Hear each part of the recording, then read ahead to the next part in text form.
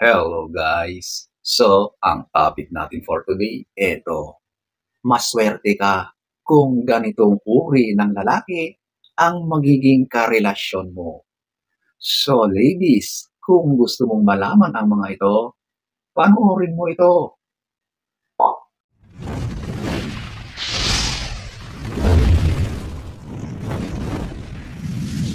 So, huwag na tayong magpaligoy-ligoy. Ating aalamin.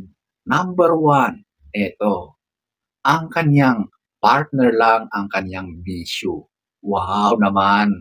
Napakasaya naman kapag ganyan, di ba? Ibig sabihin ay ikaw lang talaga ang kanyang pinaglalaanan ng kanyang oras. Since wala na siyang ibang bisyo, di ba? Kapag ganyan ang asawa mo, partner mo, karelasyon mo, pag-iingatan mo yan. Okay? Kasi napakabihira na ang ganyang lalaki. Napakaswerte mo pag ganyang uri ng lalaki ang natapat sa iyo. Yung ikaw lang talaga ang kanyang bisyo. So ayan po ang number 1. Number 2, eto yung ikaw lang ang maganda at kaakit-akit sa kanyang paningin. Wow, grabe ano? Kapag ganyan ang lalaki, sigurado na hinding-hindi na yan titingin sa iba. Hinding-hindi na yan mapapalingon kung kani-kanino dyan. Kasi ikaw lang ay kumpleto na. Nasa iyo na lahat ng kanyang hinahangad na maging partner.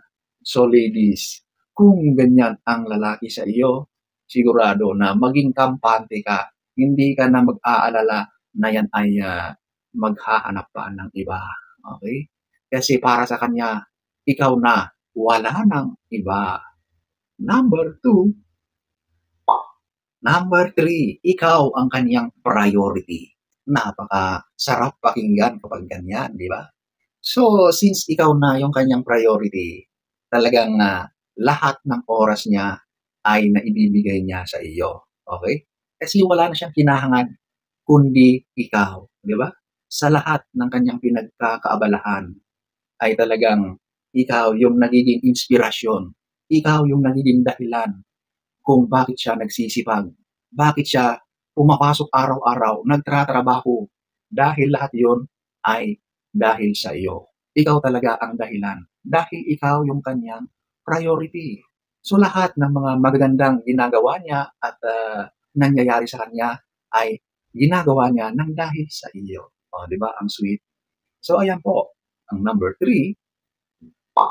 Number 4, mayroon siyang pangarap para sa inyong dalawa. So, napakahalaga ito sa isang relasyon, okay? Alam nyo, kahit napaka-sweet nyo, nagmamahalan kayong dalawa, kung yung lalaki naman ay walang pangarap, tamad, anong mangyayari sa relasyon nyo in the future, di ba?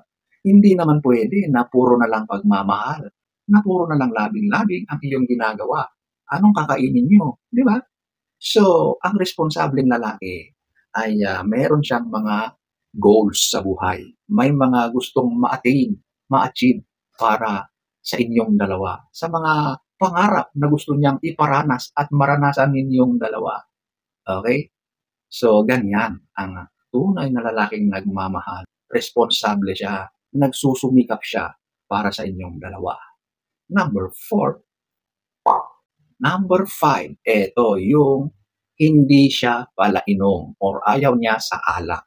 Wow! Napakasaya ng isang relasyon kapag ganitong uri ng lalaki ang kasama, di ba?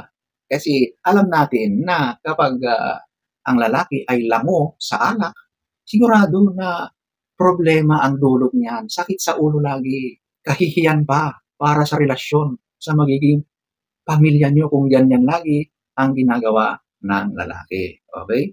So, kapag ang lalaki ay wala siyang bisyo na mag-inom, nako, napakaswerte mo talaga. Of course, so, kapag hindi talaga maiwasan yan, yung tinatawag na occasional drinking, okay lang yun. Part yun ng socializing. Yan ay paminsan-minsan, once in a blue moon, ika nga. Pero kapag yung bisyo na talaga, ay nako, ibang usapan na yon. Kaya kapag ang partner mo ay hindi pala inom, napakasaya ng buhay. Ang sarap ma-inlove kapag ganyan. Number 5. Number 6, ito yung hindi nagsusugal. Alam nyo ba na ang pagsusugal madalas ay nagiging downfall ng relasyon at ng pamilya. Okay? Madalas, ang mga taong nalululong sa ganitong bisyo, wala na yan, pabulusok ng pabulusok ang lahat sa kanya. Sa finances at sa mga properties, mawawala lahat yun. Maibebenta lahat yan. At sigurado na marami ang utang. Maliban sa mga ganyan, sigurado na gagawa yan ng paraan para magkaroon siya ng pera na gagamitin sa ganyang bisyo niya. At madalas, ang mga ginagawa niya ay hindi maganda. Kaya napakasakit sa ulo ang partner na nalulung sa ganyang pagsusugal. Okay? Walang mapapala dyan. Hindi ka mananalo sa sugal. Okay? Sa umpisa, pwede patitikman ka hanggang ikaw ay malulung. Hindi ka na makakaalis sa bisyo na yan kung hindi ka mag-seek ng tulong, ng counseling. Okay? So, ayan po, ang number 6. Number 7, hindi nananakit. Napakahalaga ito. Di ba? Naging kayo. Kasi nakita nyo ang mga magagandang katangian ng bawat isa. Tapos, nung naging kayo na, ayun na, naglalabasan na yung mga totoong kulay ng bawat isa.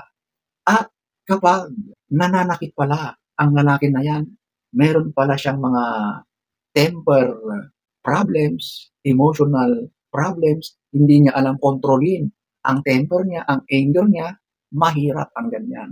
Lalo na kung nagkakaroon na ng sakitan, yung literal na sinasaktan ka na. Nako, napakasaklap kapag ganitong uri ng lalaki ang matapat sa iyo. Kaya kapag ang lalaki ay hindi ganito, hindi ka sinasaktan, datapwat, ikaw ay kanyang inaalagaan, minamahal, di ba? Sinisiguro na ikaw lagi ay okay. Napakasarap magmahal ng ganyang uri ng partner or lalaki. So, ayan po, ang number 7. Number 8, meron siyang paninindigan. So, ito na yung kaya kanyang protektahan bilang partner. At sa mga ibang aspeto, hindi siya basta sunod-sunuran sa kung kani-kanino. Kumbaga talagang assertive siya sa mga gusto niyang gawin para sa pamilya, para sa iyo. Okay? Hindi siya yung nakikinig kung kani-kanino. Kasi sa isang relasyon, marami talagang mga kung ano-anong mga sumasaw-saw dyan, nangingialam sa relasyon ninyong dalawa, lalong-lalo na sa mga sides, both sides, sa mga magulang, di ba? Hindi siya nagpapadikta sa mga ganyan. Kung ano yung gusto niyang gawin na alam niyang ikabubuti ng kanyang partner, ng kanyang relasyon, yun ang kanyang ginagawa. Hindi siya nagpapadikta sa mga outside forces. Okay? Basta alam niya na tama yung ginagawa niya, yun ang gagawin niya. Okay? So, ayan po, ang number 8. So, ayan po, ang ilan lamang sa mga katangian ng isang lalaki na masasabi mong maswerte ka kapag ganitong uri ng lalaki ang natapat sa iyo.